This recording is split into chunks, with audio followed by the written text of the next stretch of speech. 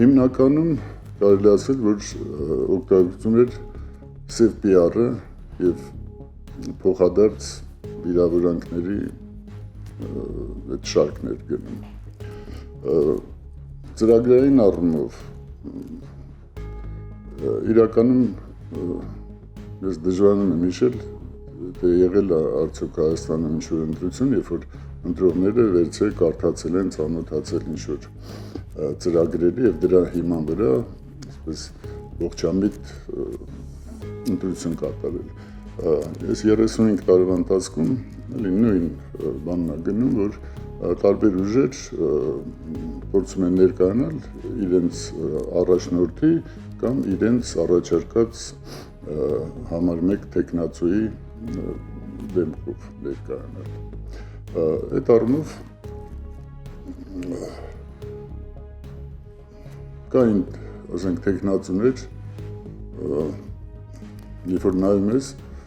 քեզանից անկախ հարց է առաջանում, թե դու գոնե հայելու մեջ քեզ տեսել ես, որ ուզում ես դառնաս Հայաստանի վարչապետ։ Էլ չասած իր այդ խոսույթը, թե ինչեր է ինքը առաջարկում եւ այլն։ Ներողություն եւ մի այսպիսի էլի այդ միտում, որը տարիներ շարունակ մենք տեսել ենք, ցավոք սրտի ոչ մի այդ մեծ ընդդիմադիր հիմնականում ուժերը չառաջարկեցին վարչապետի տեխնացու, ասենք կին տեխնացու, որը կարող էր որոշակի չափով փոխել նաև նրան ստացած վերջնական քվեների թիվը։ Այն կին տեխնացուները, որոնք որ ներկայանում էին, այսպես ասած, այդքան էլ հաջող չէին, մասնավորապես ամենավերջի օրինակը, երբ որ մի քանի օր առաջ բանավեճ էր հմեկով եւ այդ կին պատգամության տեխնացուն ինչ-որ սկսեց խոսել, որ 155 մմ-անոց արկը, երբ որ մտցնում ես 150 մմ-անոց թնդանոթի մեջ, մաշվում է։ Նման աբսուրդ ավելի լավա չանեին։ Այսինքն դրանով դու չշահեցիր։ Բայց նույն այս ուժերն էլ եւ ուժեղ Հայաստանում եւ Քոչարյան դաշնակցություն դաշինքը, Հայաստան դաշինքը եւ Ծառուկյանը իրենք ունեին բավական պատրաստված լավ ընկալելի խելքը գլխին նորմալ կին տեխնացուներ, որոնք ցավոք սրտի այդպես էլ չներկայացվեցին։ Ափսոս ենք առաջացնում դա իհարկե։ Էժանագին այդ շոուները արդեն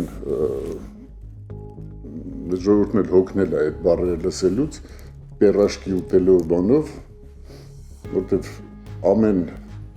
այցի ժամանակ այդ կադրերի մեծ մասը նվիրված է նրան, թե որտեղ որ համայնքում, որ հանդիպման ժամանակ Նիկոլը ինչ է ուտում ու ոնց է ուտում։ Դրանով ինքը չի նմանվում հասարակ ժողովրդին, այլ ուղղակի իր չտեսությունը ու ընչակաղցությունն է այդտեղ երևում։ Հիմա, եթե վերադառնանք ձեր հարցին, որը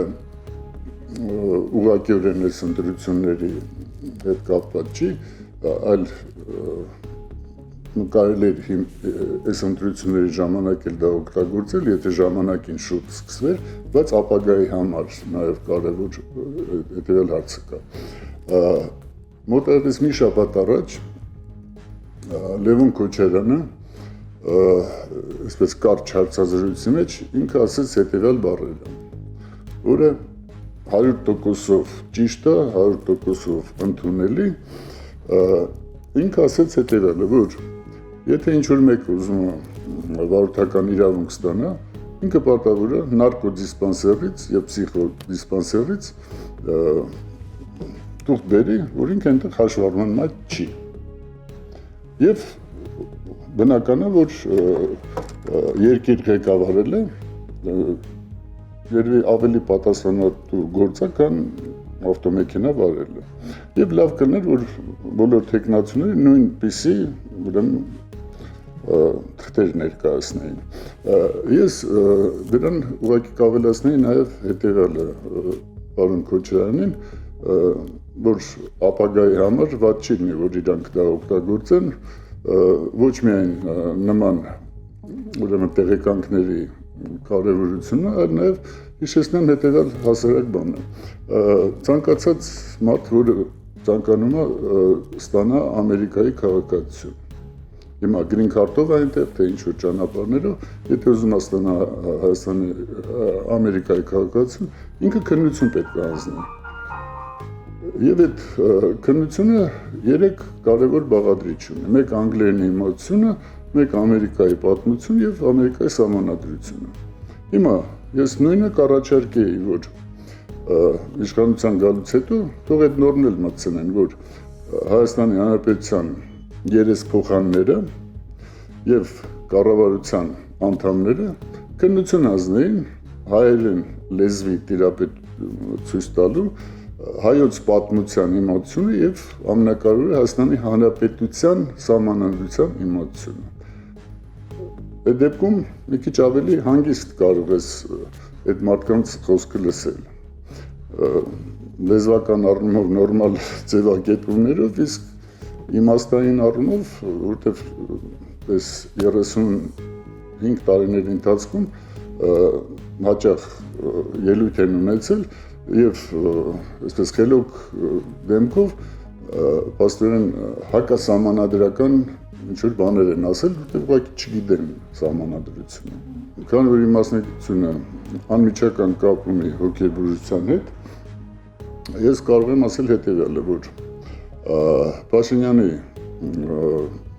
պահվածքը, որը ցույց է տալի նրա հոգեվիճակը, այսպես մեծ կասկածներ առաջացնում նրա adekvat լինելու առումով, մասնավորապես շատ նման է ուրեմն մի կողմից հիստերոիդ պսիխոպաթիայի, մյուս կողմից շիզոֆրենիայի դրսևորումների։ Բայց բնականաբար դրա գնահատականը կարող են տալ մասնագետները եւ շատ լավ կլինի, որ Հայաստանի Հանրապետության քաղաքացիները, հեպարտ քաղաքացիները պահանջեն ուրեմն հոգեբուժական փորձաքննություն անցկացնել տվյալ անձի հետ, քանի որ նա իր հոգեվիճակով եւ իր վարքով մտքերով ինքը անմիջական վտանգ է ներկայացնում Հայաստանի բնակչության կյանքի եւ առողջության համար։ Եվ մի բան էլ դրան ավելացրած, որ